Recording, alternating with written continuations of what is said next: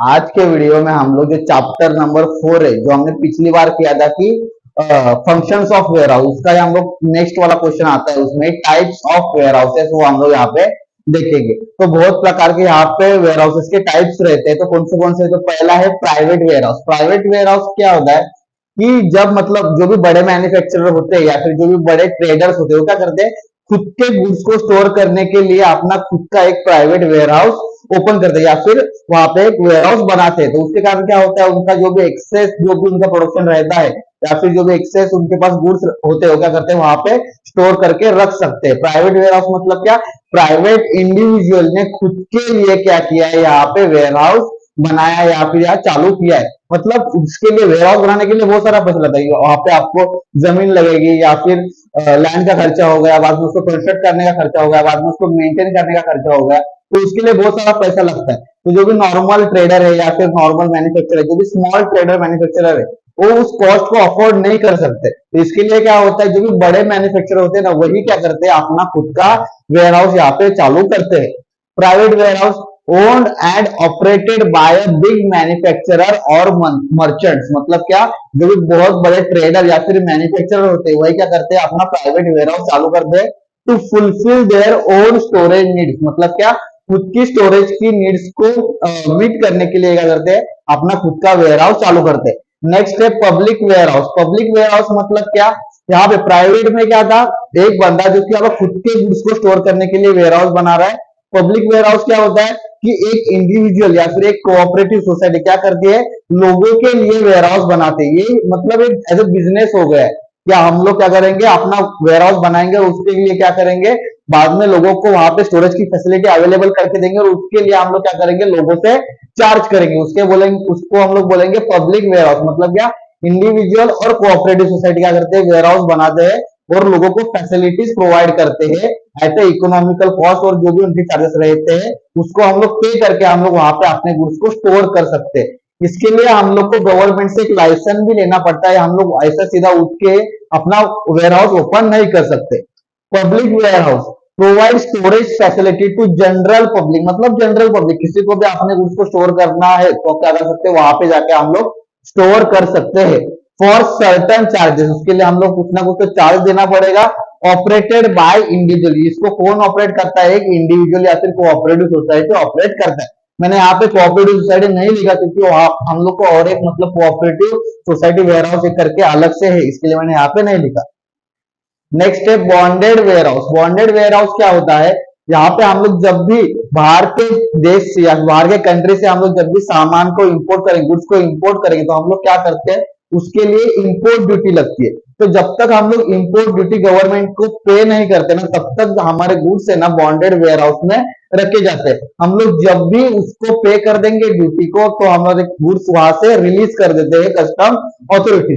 इसको चलाता कौन है, कस्टम अथॉरिटीज ही चलाता है। इसके लिए एक गवर्नमेंट का लाइसेंस भी आता है और इसको हम लोग मतलब कोई भी बंदा यहाँ से मतलब बॉन्डेड वेयर हाउस चालू नहीं कर सकता। जब भी हम लोग गुड्स को इंपोर्ट करते हैं ना, तो एक बॉन्ड बनता है जो ओनर के बीच में, मतलब गुड्स का जो ओनर रहता है और कस्टम अथॉरिटीज के बीच में एक बॉन्ड रहता है कि जब तक आप अपने कस्टम ड्यूटीज का पेमेंट नहीं करोगे, तब तक हम लोग आपके गुड्स को यहाँ से रिलीज नहीं करेंगे या फिर आप भी यहाँ से लेके नहीं जा सकते। जब आप उसका पेमेंट कर दोगे तो आप तब आपके गुड्स यहाँ से रिलीज हो जाएंगे। बॉन्डेड वेयर हाउस के लिए क्या होता है कि यहाँ मतलब जब तक आपने पेमेंट नहीं किया तब तक तो आपको छोड़ेगा ही नहीं। पर हम लोग क्या कर सकते हैं, इसके लिए हम लोग इंस्टॉलमेंट में उनको पेमेंट करके हम लोग उतने प्रोपोर्शनेट में गुड्स को लेके जा सकते हैं। मतलब मेरा 1 लाख का कस्टम ड्यूटी पे करने का है, तो मैंने 10,000 पे किए, तो मैं अपने 1/10 गुड्स क्या कर सकता हूँ, वहां से रिलीज करके निकाल ले सकता हूँ। मतलब जितना मैं इंस्टॉलमेंट में पेमेंट करके यहाँ पे प्रोपोर्शनेटली उतने गुड्स को निकाल के लेके जा सकता हूँ। तो यहाँ पे लाइसेंस बाय गवर्नमेंट, इसको लाइसेंस कौन देता है, गवर्नमेंट देता है। Imported goods store till payment of custom duty. मतलब जो भी इंपोर्टेड गुड्स रहते हैं उसको क्या कर सकते हैं हम लोग, यहाँ पे स्टोर करके रख सकते हैं। कब तक स्टोर कर सकते हैं हम लोग, जब तक कि हम लोग उसका कस्टम ड्यूटी का पेमेंट नहीं करेंगे तब तक हम उसको स्टोर करके रख सकते हैं। Work under a custom authority, ये जो भी बॉन्डेड वेयर हाउस है किसके अंडर काम करता है, कस्टम अथॉरिटीज के अंडर काम करता है। नेक्स्ट है duty paid warehouses. Bonded warehouses में गुड्स को तब तक रखा जाता है जब तक हमने उसकी इंपोर्ट ड्यूटी या फिर कस्टम ड्यूटी पे नहीं की। वहां पे जब भी हम लोग उसको पेमेंट कर देंगे और जो भी मतलब इम्पोर्टर है उसको तकलीफ हो रही है उसको ट्रांसपोर्टेशन करने के लिए या फिर उसको कुछ ना कुछ तो प्रॉब्लम आ रहा है आगे गुड्स को बेचने के लिए, तो क्या कर सकता है वो, जब वो पेमेंट कर देगा इम्पोर्ट ड्यूटी का या फिर कस्टम ड्यूटी का, उसके बाद क्या कर सकता है वो गुड्स को यहाँ पे ड्यूटी पेड वेयर हाउसेस में रख सकता है।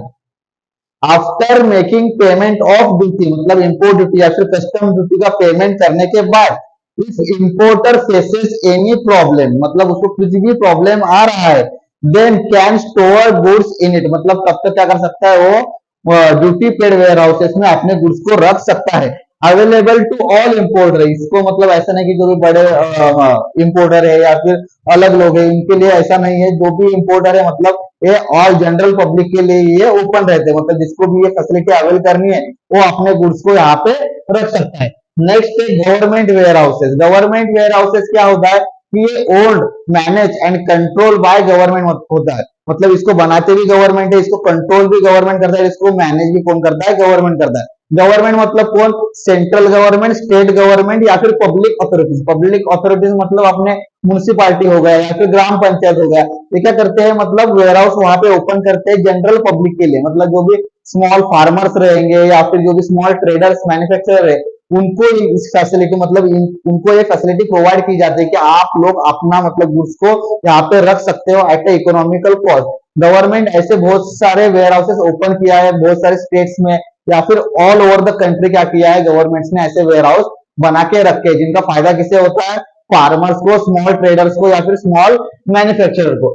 This warehouses are own manage and control by, कौन करता है इसको कंट्रोल, सेंट्रल स्टेट गवर्नमेंट और या फिर public authorities for small farmers manufacturer and trader, इसके लिए स्मॉल फार्मर्स मैन्युफैक्चरर और ट्रेडर्स। नेक्स्ट है cooperative warehouses. Cooperative warehouses क्या होता है, आपने कोऑपरेटिव सोसाइटीज पढ़ा है, कोऑपरेटिव सोसाइटीज क्या होते हैं कि लोग इकट्ठा होते हैं या फिर लोग एक जगह पे आ जाते हैं और क्या उसके फंड रेज करते हैं, उसका यूज किसके लिए करते हैं, लोगों के लिए ही करते हैं। इसके उसी तरीके से क्या करता है कोऑपरेटिव वेयर हाउसेस चलता है, मतलब समझो कि एक बहुत बड़ा मार्केट है, वहां पे बहुत सारे लोग या फिर बहुत सारे दुकानें, तो उन लोगों को क्या लगता है मतलब उन लोगों को भी उन लोग के पास गुड्स रहेंगे उसको स्टोर करना पड़ेगा कहीं पे कहीं ना कहीं पे, तो पर वो सारे जो दुकानदार होते हैं मतलब वो स्मॉल ट्रेडर्स रहते हैं, तो वो मतलब खुद से एक वेयर हाउस नहीं बना सकते। एक जो बंदा है जो दुकानदार है वो खुद के लिए वेयर हाउस नहीं ओपन कर सकता, तो क्या करते हैं वो सारे जो दुकानदार है वो मतलब इकट्ठा होकर क्या करेंगे अपने कोऑपरेटिव सोसाइटी फॉर्म करेंगे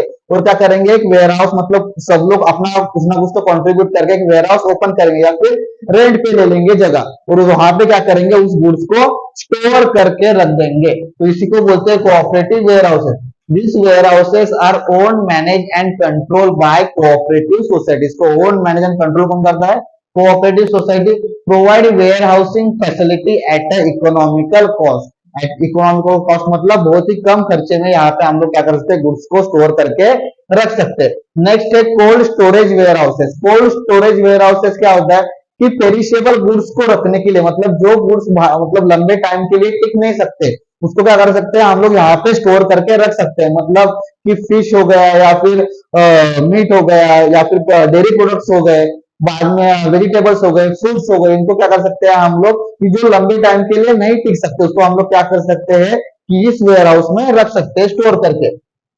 provide facility for perishable communities like fruits, flower, vegetable, dairy product etcetera.